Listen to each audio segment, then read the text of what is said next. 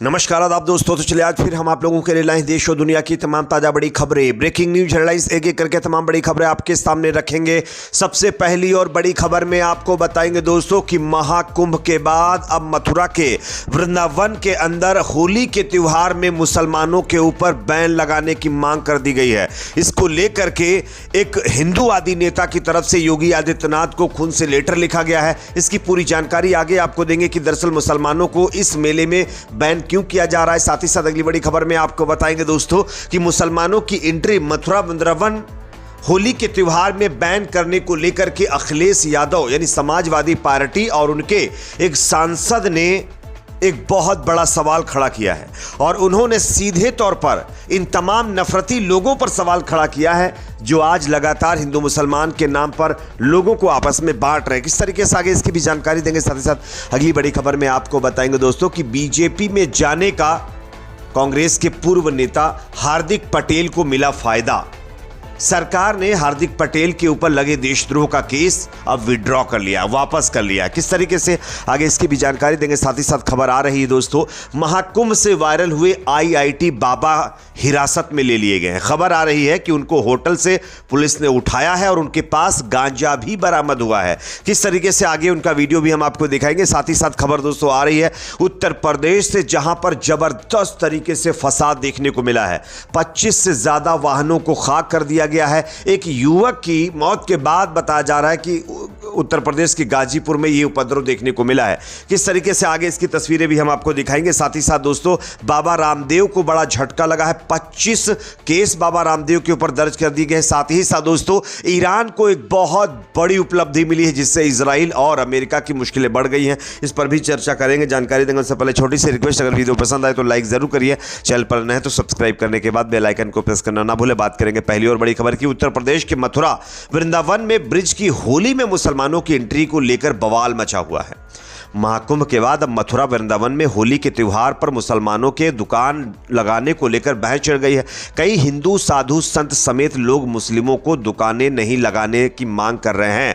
यहां तक कि श्री कृष्ण जन्मभूमि का मुकदमा लड़ रहे दिनेश फलाहारी ने तो मुख्यमंत्री योगी आदित्यनाथ को खून से पत्र लिखा है, जिसमें उन्होंने सीएम योगी से होली के त्योहार पर मुस्लिमों के दुकान नहीं लगाने को लेकर गुहार लगाई है।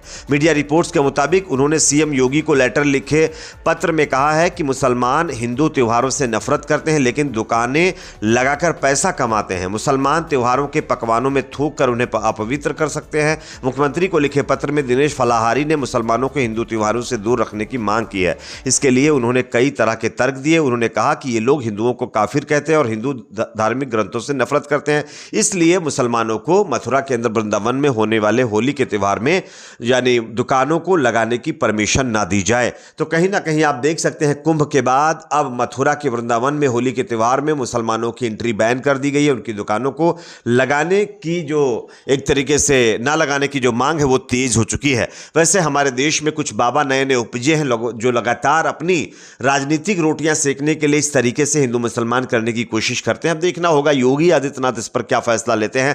आप लोगों को क्या लगता है दोस्तों इस तरीके के जो है फैसलों को देख करके कमेंट सेक्शन में अपना फीडबैक जरूर दीजिए। एक और बड़ी खबर आ रही है, मुसलमानों की एंट्री जिस तरीके से मथुरा वृंदावन में बैन करने की मांग की गई है, इसको लेकर के समाजवादी पार्टी के सांसद ने बीजेपी और तमाम हिंदू संगठनों के ऊपर जो है हमला बोला है और उन्होंने सवाल खड़े किए। क्या आप देख सकते हैं यूपी के मथुरा वृंदावन में स्थित हिंदूवादी संगठन में होली के आयोजन में मुस्लिमों की एंट्री पर प्रतिबंध लगाने की मांग जहां एक तरफ की जा रही है, जिसे लेकर सियासत तेज हो गई। यूपी के बलिया से समाजवादी पार्टी के सांसद जो है सनातन पांडे ने श्री कृष्ण जन्मभूमि संघर्ष न्यास के अध्यक्ष द्वारा खून से पत्र जो है लिखा है और इसका विरोध किया है। उन्होंने कहा है कि भारत का संविधान ऐसी मान्यता नहीं देता है।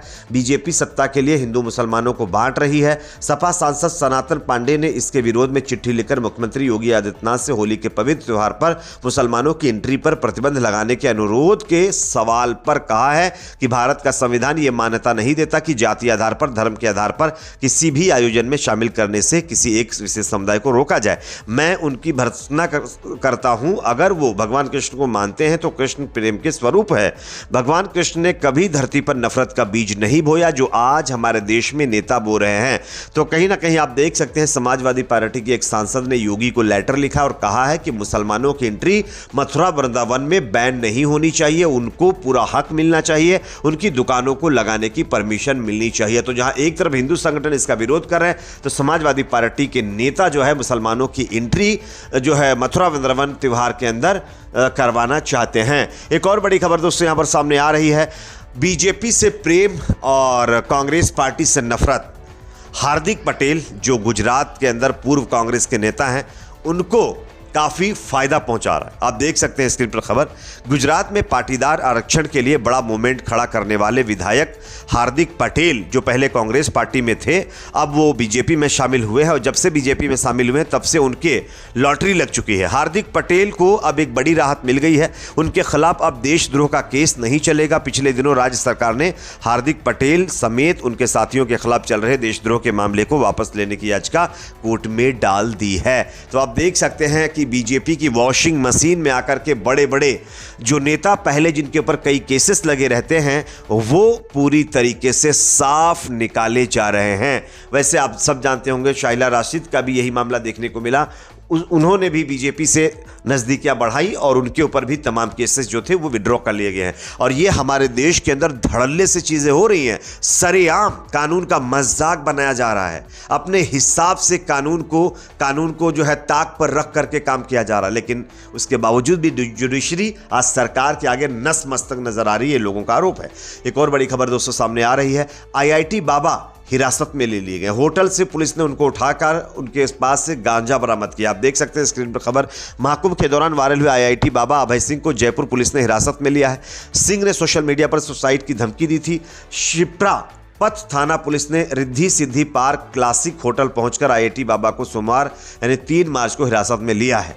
आपको बता दें बाबा के पास से गांजा भी बरामद किया गया, उनके खिलाफ NDPS एक्ट में कार्रवाई हो सकती है। जयपुर पुलिस ने अक्षय सिंह से पूछताछ शुरू कर दी है। IIT बाबा ने सोशल मीडिया प्लेटफॉर्म इंस्टाग्राम पर वीडियो शेयर कर पूरी घटना के बारे में बताया।